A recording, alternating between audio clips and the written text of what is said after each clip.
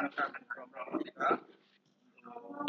kali ini kita membahas mata proses etika dengan tema dengan kelompok kata-kata presentasi.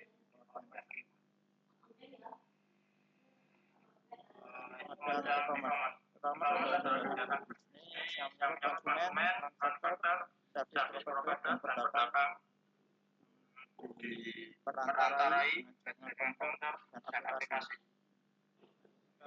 E-commerce dimulai pada 1990. Nomor pertama mulai dari bisnis consumer, bisnis consumer, dan kelompok e-commerce dari segi keamanan informasi pengguna, data pribadi, logistik dan pengiriman. Ada persaingan ketat antar e-commerce, Tokopedia, TikTok, dan sebagainya. Untuk pengaruh e-commerce terhadap ekonomi dan masyarakat, e-commerce mengubah pola konsumsi, jadi mengubah peluang masyarakat dari pelosok dan pelaku usaha kecil jadi dapat bersaing market besar.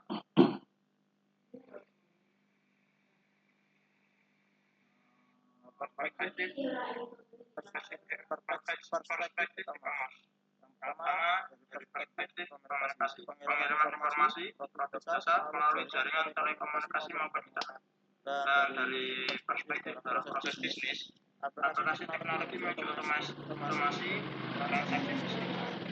Dari perspektif pelayanan, alat yang digunakan untuk mengurangi biaya dalam pemesanan dan biaya produksi, biaya pengiriman logistik dan sebagainya. Dan dari perspektif online, menyediakan kemampuan untuk menjual dan membeli produk serta informasi melalui internet. Proses e-commerce pertama ada proses berbagi informasi, dan ada proses pemesanan, dan ada pembayaran atau payment, kemudian ada pemenuhan pesanan pelanggan, dan dukungan terhadap konsumen. Selanjutnya akan dijelaskan dengan Mas Dafa. Selanjutnya klasifikasi e-commerce. Electronic Market (EMS) adalah sebuah sarana yang menggunakan teknologi informasi dan komunikasi untuk melakukan penyajian dan penawaran dalam sebuah segmen pasar. Ini ada elektronik data. EDI adalah sarana untuk mengefisienkan pertukaran data, transaksi dan biaya berulang dalam jumlah besar antara organisasi komersial. Mbak, meneng sih. Adalah penggunaan internet yang berbasis teknologi informasi dan komunikasi untuk perdagangan. Selanjutnya klasifikasi e-commerce. Yang pertama transaksi tanpa batas, kedua transaksi anonim, ketiga transaksi digital dan non-digital, keempat produk udara tak terwujud, kelima mekanisme e-commerce. Selanjutnya mekanisme transaksi elektronik. E-commerce yang pertama pembayaran online, sistem pihak ketiga, three party system, yang ketiga sistem sertifikat, yang keempat sistem monitoring money, yang kelima dari yang tentang transaksi.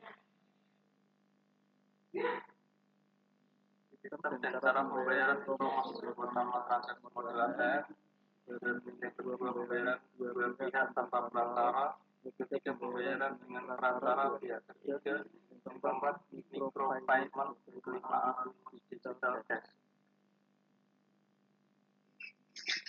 Dan selanjutnya akan dilanjutkan oleh Jenis-jenis pembayaran elektronik yang mendukung e-commerce. 1. Cek elektronik. 2. Kartu kredit elektronik. 3. Kartu pembelian. 4. Uang elektronik. 5. Kartu uang simpanan. 6. Kartu pintar smart card. 7. Pembayaran online antar individu. 8. Tagihan elektronik. 9. Pembayaran melalui ATM. 10. E-wallet. 11. Kartu kredit virtual. 12. Pembayaran berdasarkan sidik jari. 7 kelebihan teknologi e-commerce. E-commerce terdapat di mana-mana. Teknologi e-commerce diterapkan secara global. E-commerce dioperasikan dengan standar universal. E-commerce menjadi informasi lebih kaya. Sifatnya interaktif, meningkatkan kepadatan informasi, membuat personalisasi dan penyesuaian dapat dilakukan.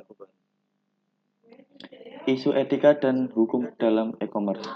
Isu privasi, rahasia pribadi yang sering disalahgunakan orang lain dengan memonitor email. Isu akurasi, autentikasi kebenaran dan akurasi informasi yang dikumpulkan serta diproses. Pengangguran dan pemindahan kerja, biasanya ketika suatu sistem otomasi diterapkan. Penipuan di internet, pemberian berita hoak dan hal-hal yang memberikan informasi bersifat palsu serta negatif. Yang kelima, nama domain. Contoh kasus adalah pendaftaran domain sonysandoro.com oleh orang yang bukan Sony Sandoro atau orang tersebut. Cyberquatting, praktik pendaftaran nama domain dengan harapan dapat menjualnya kembali dengan harga tinggi. Selanjutnya akan dilanjutkan oleh Mas Nafi. E-commerce di Indonesia. Untuk hukum di Indonesia sendiri sudah diatur di dalam perundang-undangan Indonesia yang ditetapkan pada Permendag 31 tahun 2023 bab 5 pasal 23 ayat 1 yang menyatakan bahwasanya dalam melakukan PMSE, pelaku usaha wajib membantu program pemerintah berupa 1. Mengutamakan perdagangan barang dan atau jasa hasil produksi dalam negeri. 2. Meningkatkan daya saing barang dan atau jasa hasil produksi dalam negeri.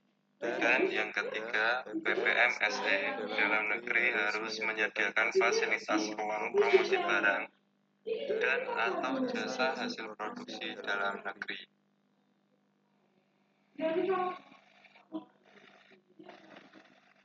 Ini e-commerce yang pertama, business to business atau B2B yang memiliki karakteristik 1. Trading partners yang sudah diketahui dan umumnya memiliki hubungan atau relationship yang sudah cukup lama. 2. Pertukaran data atau data exchange berlangsung berulang-ulang dan secara berkala atau terus-menerus. 3. Salah satu pelaku dapat melakukan inisiatif untuk mengirimkan data.